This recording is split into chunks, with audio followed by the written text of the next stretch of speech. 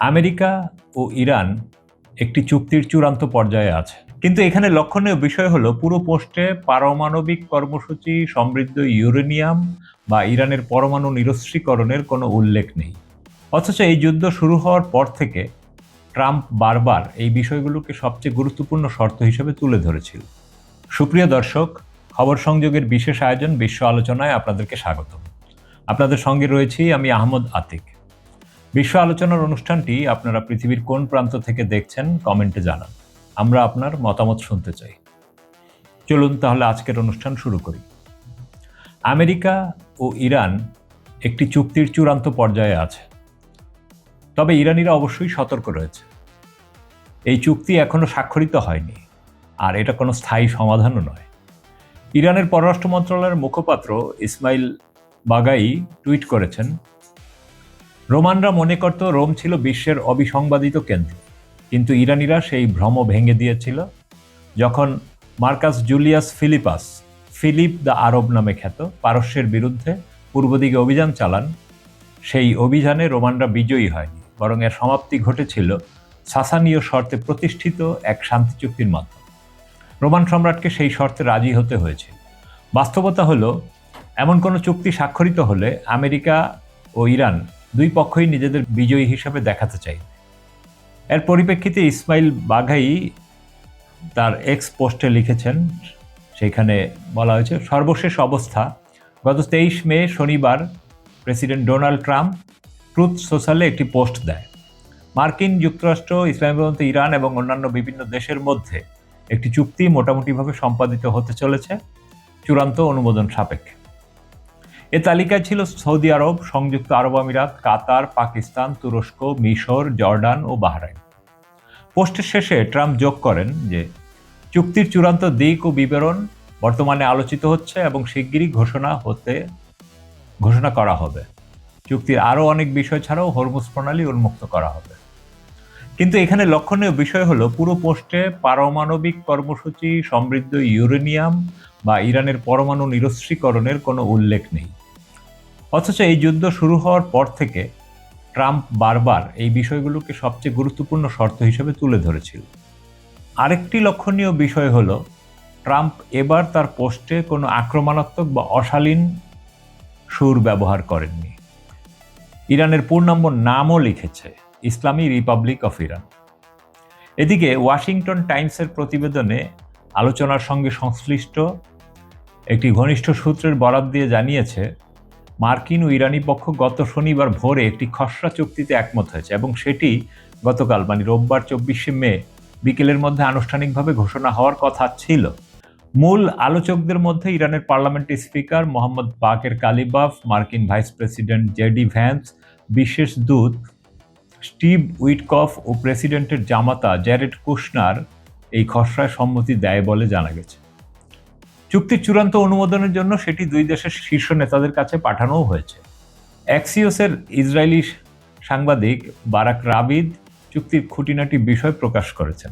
জানা গেছে, ভ্যান্সকে ওহাইও থেকে এবং প্রতিরক্ষামন্ত্রী পিট হেগসেথকে ওয়েস্ট পয়েন্ট থেকে জরুরিভাবে ওয়াশিংটনে ডাকা হয় চুক্তির বিষয়ে আলোচনার জন্য।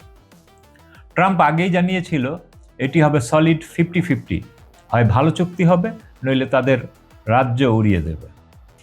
অন্যদিকে পাকিস্তানের সেনাপ্রধান ফিল্ড মার্শাল আসিফ মনির গত শুক্র ও শনিবার তেহরানে উচ্চ পর্যায়ের বৈঠক করেন। ইরানের পররাষ্ট্রমন্ত্রী আরাকচি, প্রেসিডেন্ট পেজেশকিয়ান ও পার্লামেন্টের স্পিকার কালিবাফের সঙ্গে বৈঠকের পর পাকিস্তানের পক্ষ থেকে জানানো হয় যে চূড়ান্ত সমঝোতার দিকে উৎসাহব্যঞ্জক অগ্রগতি হয়েছে।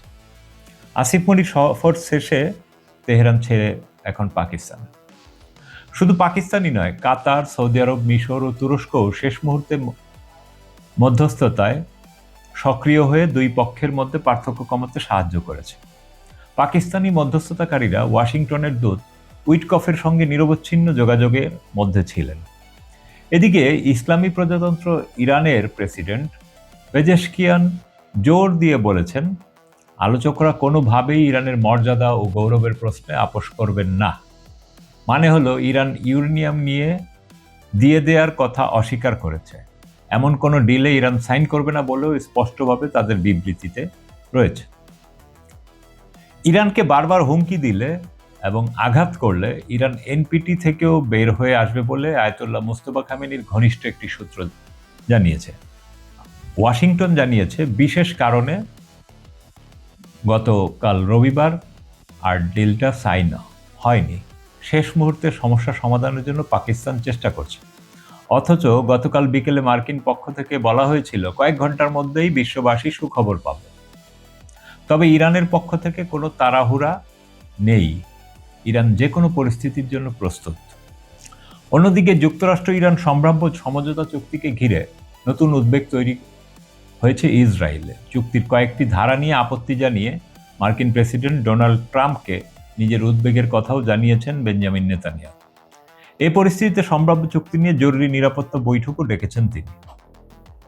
সংবাদ মাধ্যম আল জাজিরা বলছে, যুক্তরাষ্ট্র ইরানের মধ্যে সম্ভাব্য সমঝোতা চুক্তি নিয়ে আলোচনার মধ্যে রোববার 24 মে সন্ধ্যায় সীমিত পরিসরে একটি নিরাপত্তা মন্ত্রিসভা বৈঠক করেন নেতানিয়াহু। বৈঠকে অংশ নিতে যাওয়া এক মন্ত্রীর সহকারী দ্য টাইমস অফ ইসরায়েলকে এ তথ্য জানিয়েছেন। ইসরায়েলের সরকারি সম্প্রচার মাধ্যম কান জানিয়েছে, চুক্তির দুটি ধারা নিয়ে নেতানিয়াহু উদ্বেগ প্রকাশ করেছেন এবং সে বিষয়ে মার্কিন প্রেসিডেন্ট কেউ জানিয়েছেন। এর একটি লেবাননের যুদ্ধবিরতি সংক্রান্ত এবং অন্যটি ইরানের পারমাণবিক কর্মসূচি নিয়ে আলোচনা পিছিয়ে দেওয়ার বিষয়। চুক্তির মূল বিষয়বস্তু কি আছে এই সমঝোতা স্মারকে? এটি একটি 14 দফার এক পাতা সমঝোতা স্মারক বা এমওইউ, যা তৈরি করেছে উইটকফ, কুশনার এবং ইরানি কর্মকর্তারা মিলে। চুক্তিটি 60 দিনের জন্য কার্যকর থাকবে, পারস্পরিক সম্মতিতে বাড়ানো যাবে। 60 দিনের এমওইউর মেয়াদে হরমুজ প্রণালী বিনা শুল্কে উন্মুক্ত থাকবে। ইরান তার পেতে রাখা মাইনগুলো সরিয়ে জাহাজ চলাচলের পথ উন্মুক্ত করবে। বিনিময়ে যুক্তরাষ্ট্র ইরানি বন্দরের নৌ অবরোধ তুলে নেবে এবং ইরানকে তেল বিক্রির জন্য কিছু নিষেধাজ্ঞা থেকে অব্যাহতি দিবে। যত দ্রুত মাইন সরবে, অবরোধ তত দ্রুত সরবে। তবে চুক্তির বিষয়ে এই হরমুজ ট্যাক্স ছাড়া জাহাজগুলো চলবে না কিভাবে, সেটা এখনো ক্লিয়ার নয়। অন্যদিকে ইরান মৌখিকভাবে যুক্তরাষ্ট্রকে জানিয়েছে যে তারা উচ্চমাত্রা সমৃদ্ধ ইউরেনিয়াম এর ক্ষেত্রে ছাড় দিতে রাজি। তবে কিভাবে দিবে তার বিস্তারিত পরবর্তীতে যখন আলোচনা হবে হয়তো তখন ঠিক করা হবে। ইউরেনিয়াম সমৃদ্ধকরণ স্থগিতের মেয়াদ 12 থেকে 15 বছর হতে পারে বলে বিভিন্ন সূত্র জানিয়েছে। এটি দুই পক্ষের আপোষের ফল। ইরান চেয়েছিল 5 বছর, যুক্তরাষ্ট্র চেয়েছিল 20 বছর। এটা পরে আলোচনা হবে আসলে কতদিন হবে। আর 60 দিনের এই এমওইউ চলাকালীন যুক্তরাষ্ট্র নিষেধাজ্ঞা প্রত্যাহার ও ইরানের ফ্রিজ করা সম্পদ মুক্ত করা নিয়ে আলোচনায় বসবে। তবে মার্কিন পক্ষে বলা হয়েছে তারা এর বাস্তবায়ন করবে চূড়ান্ত চুক্তি সম্পাদনের পরই, কিন্তু ইরান এটা মেনেছে কিনা এখনো এ বিষয়ে ক্লিয়ার নয়।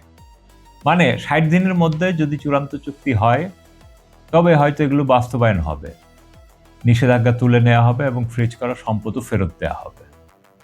তবে মার্কিন বাহিনী পুরো 60 দিন মধ্যপ্রাচ্য মোতায়েন থাকবে এবং চূড়ান্ত চুক্তি হলেই সরে যাবে। এমওইউ একটি আনুষ্ঠানিক যুদ্ধবিরতি ঘোষণা করবে। 60 দিনের মধ্যে হরমুজ প্রণালীর বিস্তারিত ব্যবস্থা, ইরানের পারমাণবিক কর্মসূচি এবং নিষেধাজ্ঞা প্রত্যাহার নিয়ে পূর্ণাঙ্গ চুক্তির লক্ষ্যে আলোচনা হবে। আলোচনা ভেঙে পড়লে যুক্তরাষ্ট্র অবরোধ ফিরিয়ে আনতে বা সামরিক অভিযান পুনরায় শুরু করতে পারবে। এখন তাহলে প্রশ্ন, কে জিতল? আমেরিকার অবস্থান যদি আমরা দেখি, ট্রাম্প প্রশাসন এই চুক্তিকে কূটনৈতিক সাফল্য হিসেবে উপস্থাপন করছে অলরেডি।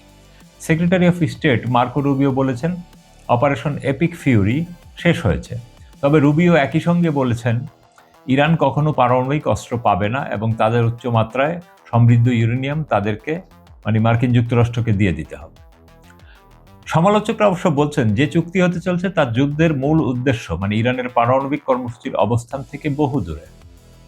ইরানের অবস্থান ও ইরানি মিডিয়া কি বলছে? ইরান সরকারের মুখপাত্র বাগাই জানিয়েছেন, আমাদের এই পর্যায়ে একমাত্র লক্ষ্য লেবানন সহ সকল ফ্রন্টে যুদ্ধের অবসান। নিষেধাজ্ঞা প্রত্যাহার চুক্তির টেক্সটে স্পষ্টভাবে অন্তর্ভুক্ত এবং সেটি ইরানের অপরিবর্তনীয় অবস্থান। পারমাণবিক বিষয় এই পর্যায়ের আলোচনার অংশ নয় বলেও ইরান সরকার বারবার স্পষ্ট করে দিয়েছে। ইরানের রাষ্ট্রীয় প্রেস টিভি বিজয়ের ভাষায় লিখেছে, ইরান কৌশলগতভাবে এগিয়ে আছে।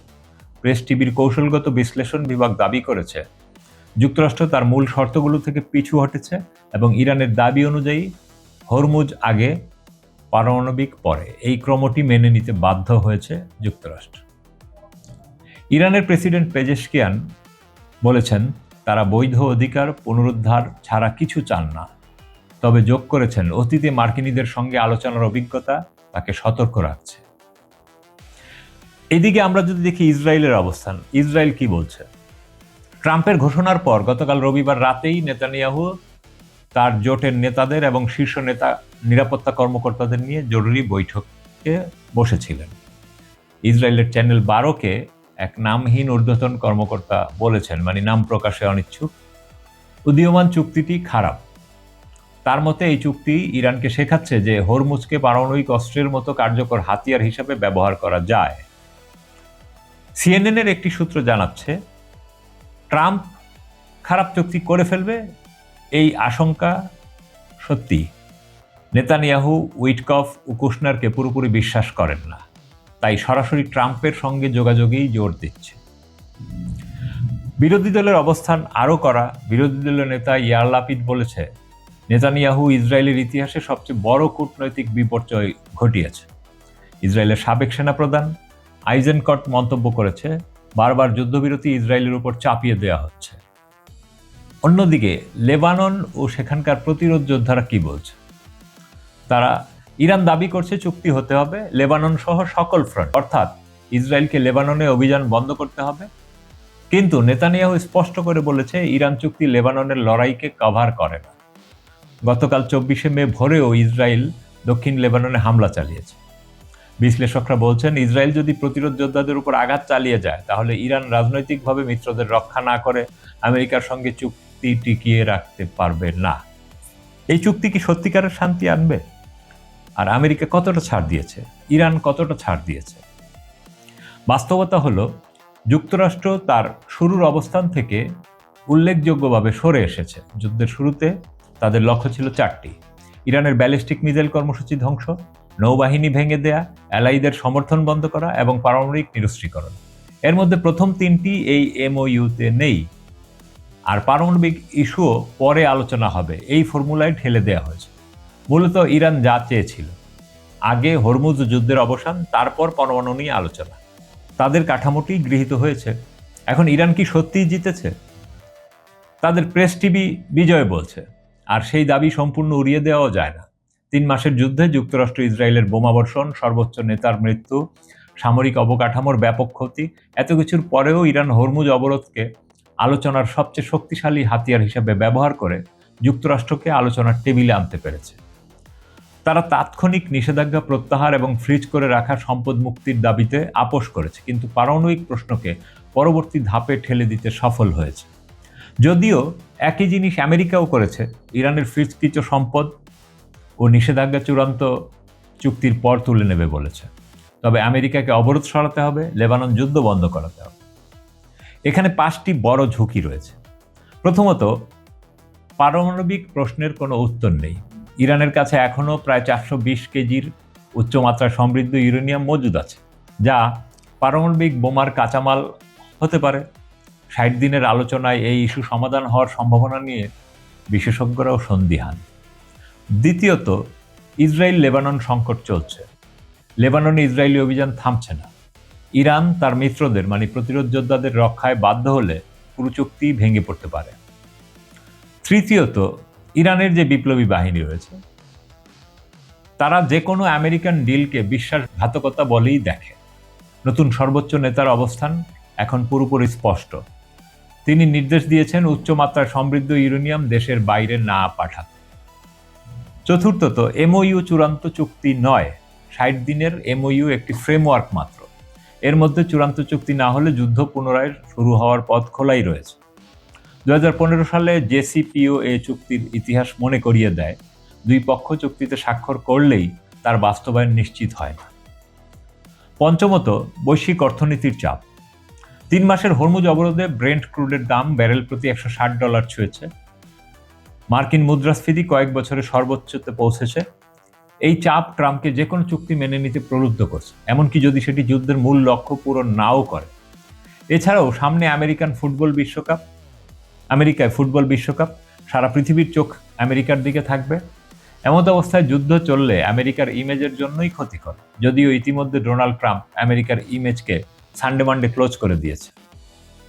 সবচেয়ে বড় যে প্রশ্ন সেটা হলো এই চুক্তি মূলত একটি বিরতি, যুদ্ধের সাময়িক থামা। সত্যিকারের শান্তি নির্ভর করবে আগামী ৬০ দিনের আলোচনায় দুই পক্ষ পারমাণবিক প্রশ্নে একটি টেকসই সমাধানে পৌঁছতে পারবে কি না তার উপর। ইরান তার পারমাণবিক কর্মসূচি সীমিত করতে রাজি হবে কিনা, ইসরায়েল লেবাননে অভিযান থামাবে কিনা এবং ট্রাম্প চুক্তির পর আবার তা থেকে সরে আসবেন কিনা, এই তিনটি প্রশ্নের উত্তরের উপরে নির্ভর করছে মধ্যপ্রাচ্যে শান্তি। তবে বিশ্বের মানুষ ৬০ দিনের একটি রিলিফ পাবে। এছাড়াও ট্রাম্প চাচ্ছে এই বিরতিকে নভেম্বরে তার মধ্যবর্তী নির্বাচন পর্যন্ত টেনে নিতে। এরপর আবার হয়তো পুরোদমে যুদ্ধ ডিসেম্বর বা জানুয়ারিতে। আপনার মতামত কি কমেন্টে জানান। ভিডিওটি লাইক করুন, শেয়ার করুন এবং চ্যানেলটি সাবস্ক্রাইব করে বেল আইকনে ক্লিক করুন যেন পরবর্তী খবর মিস না হয়। দেখা হবে পরের বুলেটিনে। ততক্ষণ সুস্থ থাকুন, ভালো থাকুন। খোদা হাফেজ।